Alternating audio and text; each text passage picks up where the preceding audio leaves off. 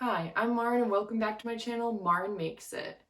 Today I'm here to talk about safety tips for traveling and camping for women. I will say most of these tips can be applied to people of all gender identities. However, I am specifically talking about women here because I think generally we are more nervous to do these things by ourselves. I know I was nervous, especially for the part about sleeping in my car. If you would have told me even just 2 years ago that I would be doing this, I would have made a face like, not me, not Maren. At this point in my life, I've done quite a few long road trips by myself. I drove from Connecticut to New Mexico when I moved out there by myself, and I've also driven about 11,000 miles in the last half year around the western half of the United States, going through 9 different states. So I have quite a lot of experience when it comes to road tripping by myself and also camping alone. Among these weeks, there was about 3 weeks total that I spent camping by myself. I feel like when I think about how to protect myself traveling, my brain automatically goes to the worst case scenario. I'm stranded on the side of the road and I need weapons and survival skills to survive in the wild. Like, I think our mind automatically jumps to the most extreme possible scenarios that we can imagine in this situation.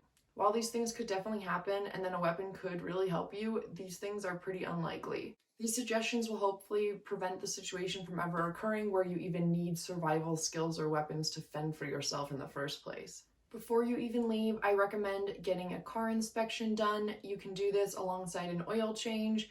You just want to make sure everything's up to date. A lot of things can be caught this way without you ever even having to find out the hard way that something's broken. I also always like getting these reports about my car. I feel like a proud parent getting a report card when I get these. My second tip is to have a paper backup map. This is really important in case your GPS ever doesn't work. When you're driving through areas where there isn't much service, GPS can also be kind of spotty, and having that paper map can be a really good backup for these situations. If you're thinking, Maren, come on, it's 2022. Where do you even buy a paper map these days? I'll tell you. So gas stations are a great one. They will usually have them, especially for the state that you're traveling in. And then the second place would be visitor centers. Oftentimes you can even get them for free in visitor centers, so there's really no excuse here. My third tip is know how to change a tire and jump a car. Having AAA or some kind of roadside assistance service is great, but I've driven through stretches of West Texas where I literally don't have service for hours. And you're driving 80 miles an hour on these roads out there in Texas, at least. So you know that you're going for possibly hundreds of miles without even having service. It's not even like if you got stuck at the side of the road, like you would walk to some place to have service. You might be walking for days. So you really don't want to be in the situation where you're just waiting on the side of the road for a stranger to just kind of help you change your tire or jump your car. You can learn how to change the tire of your car pretty easily, especially if you have a sedan, because the spare tire is usually under the trunk. If you still have the owner's manual to your car, I promise the instructions are in there. Otherwise, you can just look up the model of your car and print out some directions from online. This way you have a written paper copy of those instructions, because I'm assuming if you're on the side of the road and you don't have the ability to call AAA, you also don't have internet in order to be able to look up a YouTube video of how to change your car tires. You can also jump your own car by having an external battery with jumper cables attached to it. So this means that instead of attaching yourself to somebody else's car battery to jump your car, you can do it completely by yourself. These are 2 of the most common problems that you might have on the side of the road, so just being prepared for those scenarios can help you not have to rely on a stranger to come help you out or for them to drive you somewhere to a place where you have service. That's just kind of adding a lot of unnecessary risk to those scenarios.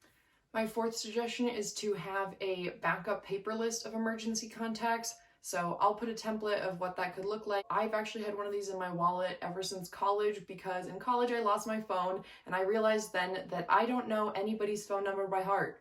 And it's kind of a problem when if you lose your phone or your phone dies and then you can borrow somebody else's phone to call. It's nice that nowadays everybody has a phone on them, but it doesn't help you very much if you don't know any phone numbers to call. So just having this piece of paper can make a huge difference. Hopefully you're never in that situation, but if you were, you'd have a way to actually call somebody. The next tip is to permanently share your location with a couple trusted friends and family members. This is really helpful because it's nice to know that somebody knows where you are at all times. So on an iPhone, it's very easy to do this. You just select that you would like to share your location with this person indefinitely. Have a conversation with them, tell them about the trip that you're doing and ask them if they wouldn't mind doing this with you. They might actually be really excited to have your location permanently shared with them because it means they know that you're not texting and driving when you're telling them how far away you are from something. And it saved me the trouble of having to text them every place I went where I was like, hey, I arrived at here and here. Like, they can just see that I arrived there. My sixth tip is to camp in places where you do have service. This can add a lot of mental security to you because it means that if you did have to, let's say, call 911 in an emergency situation, you could. If you don't have service, obviously you can't call 911 either. If you cannot do this, though, there is a couple things you can do that can still give you some of that security. So what I would recommend is taking a screenshot of your location or kind of a screenshot of the map of the area where you're going to be in, marking where you're going to be exactly, and then sending that to a couple different people, and then telling them that you're going to check in with them in the morning. So what I would do was, like, for example, I'd take a picture of the campground, circle, I'm going to be in spot whatever number, and then I would send that to a couple of trusted people who told me ahead of time that they'd be okay with me doing this. And I'd say, I'm going to this campsite, there's not service there. I plan to leave this campground and be back to an area with service by 8 a.m. tomorrow morning. If you don't hear from me by then that's when they can be worried. This way, you know that somebody's kind of paying attention to where you are and you have a little bit more accountability than just going to a place with no service to camp by yourself overnight. Tip number 7 is to avoid campgrounds and RV parks that are close to the highway. I usually found that this is where I felt like I was the least safe.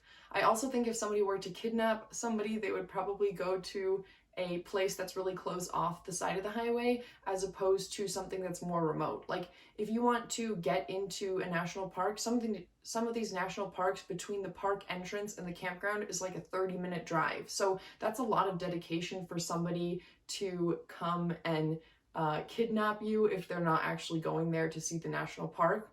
Usually I felt safest in the campgrounds at the national park because even though there wasn't service a lot of the time, there was mostly going to be older people in RVs and also families there. And so in those campgrounds, I really felt relatively safe even without service. I think it's really interesting to notice this too, that you can actually feel more safe without service than you can with service close to the highway. Tip number 8 is to be ready to leave quickly if you need to. Always back into your campsite or your parking spot. When you get to a campground or a rest area for the night, pay attention to how exactly you drove into there so that you would be able to leave quickly if you needed to in the middle of the night. If you're camping in your car, you definitely want to put something in the windows at night so that nobody can see in and see you sleeping there. Preferably, this would be something that you can also take down really quickly if you were in a situation where you have to leave really quickly. I really like these magnetic window coverings that I got from Amazon. I'll insert a clip of these here because they are really quick to put up and take down, but they still provide a great visual barrier to the outside. If you want to know how to set up your car this way, I've actually made a whole series of videos already on car camping. I'll link those at the end of this video and also in the comments down below. In addition to that, definitely know where your keys are overnight. Don't just kind of leave them floating around in the car when you're sleeping in there so that you have to dig for them if you were to need them. I usually just hung mine on the windshield wiper switch on thing because that was right next to the ignition. That way I would know always where they are. It really doesn't matter where you put them, but I think having a consistent spot to put them is really important so that you can kind of automatically, without much thought, reach for them if you need them. In line with that, keep the driver's seat free and don't put anything on the floor under the driver's seat. I know it's kind of cramped when you're sleeping in your car sometimes, and it can be very tempting to use that seat as kind of like a spot to dump things or to put your clothes or to put your shoes for the next morning. But I really strongly encourage you to not leave anything in that spot so that if you were to have to get away quickly, you could basically just slip from where you're sleeping in the car back into the driver's seat. The keys are ready to go, you're already backed up, and you could make as quick of an exit out of there as possible. This video was getting kind of long. I realized I had a lot to say on this topic, so I decided to split it into part 1 and part 2. I'll release part 2 next week. Be sure to hit the subscribe button and also the bell icon down below so that you're notified when that posts. As always, thank you so much for watching. Bye, YouTube. Until next time.